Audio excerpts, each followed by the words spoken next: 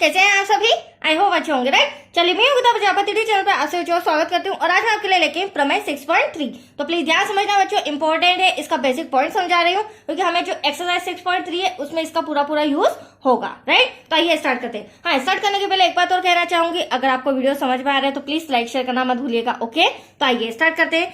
देखिए क्या कहना है प्रमेय 6.3 में, यदि दो त्रिभुजों में संगत कोण बराबर हो तो उनकी संगत भुजाएं एक ही अनुपात में समानुपाती होती है। कहने का मतलब यह है, त्रिभुज बड़ा हो या छोटा हो, यदि ये आपस में समरूप होते हैं तो इनका अनुपात एक ही निकलता है। मतलब जो भी हम सॉल्यूशन करेंगे तो एक ही अनुपात आएगा, मतलब कि इनकी संगत भुजाएं भी आपस में क्या होंगी, बराबर होंगी, और इसीलिए ये त्रिभुज क्या कहलाएंगे, समरूप कहलाएंगे। तो आइए अब हम इसे सॉल्व करके देखते हैं कैसे समरूप कहलाएंगे। सबसे पहले हमें दिया गया है, यदि दो त्रिभुजों में संगत कोण बराबर हो, तो आप ड्रॉ में देखिए, एक त्रिभुज एबीसी लिया मैंने, एक त्रिभुज पीक्यूआर लिया है। अब संगत कोण कैसे, तो हमें क्या कहा गया, संगत कोण बराबर हो, तो एंगल ए इसका बराबर होना चाहिए संगत कोण पी के, एंगल पी के। यहाँ पर कोण बी बराबर होना चाहिए कोण क्यू के, ये इसका संगत कोण हो जाएगा, राइट। फिर लास्ट में कोण सी बराबर होना चाहिए कोण आर के, ये इसका संगत कोण हो जाएगा। तो आया समझ में, इस तरह से ये संगत कोण बराबर है। तो ये हमें दिया गया है, जो दिया गया है वो हम रिटर्न कर लेंगे बच्चों। दो त्रिभुजों में संगत कोण बराबर हो, मतलब कि कोण ए जिसका संगत कोण पी बराबर है, राइट। कोण बी जिसका संगत कोण क्यू बराबर है, कोण सी जिसका संगत कोण आर बराबर है। तो आया यहां तक समझ में कोई डाउट? अब आगे क्या कहा गया है, तो उनकी संगत भुजाएं एक ही अनुपात में समानुपाती होती, मतलब कि बराबर होती है। अब एक ही अनुपात में कैसे, तो देखो, और संगत भुजाएं कैसे, तो त्रिभुज एबीसी की बात करूं तो यहाँ पर एबी भुजा संगत भुजा पीक्यूआर पीक्यू के, क्योंकि पीक्यूआर की अगर त्रिभुज की बात करूं तो यहाँ पर पीक्यू और यहाँ पर एबी।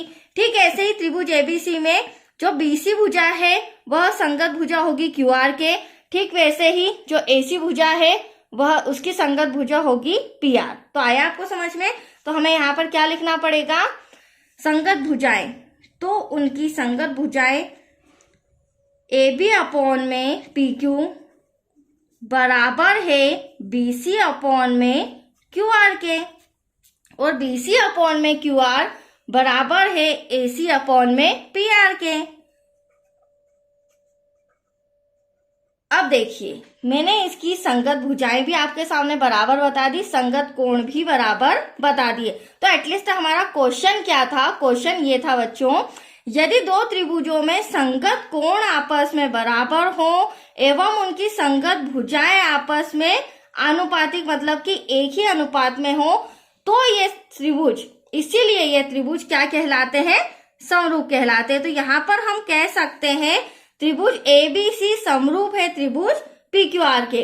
बट सबसे इंपॉर्टेंट पॉइंट आपको क्या ध्यान रखना है, कोण कोण कोण समरूपता कसौटी से। यहाँ पर कौन सी समरूपता कसौटी फॉलो हो रही है, एंगल एंगल एंगल या कोण कोण कोण समरूपता कसौटी से। तो यहाँ पर हम लिखेंगे, दो तरीके हैं लिखने के बच्चों, एंगल एंगल एंगल, और दूसरा मैं ब्रैकेट में लिख रही हूं, इस तरह से भी हम लिख सकते हैं, कोण कोण कोण ब्रैकेट क्लोज समरूपता कसौटी से।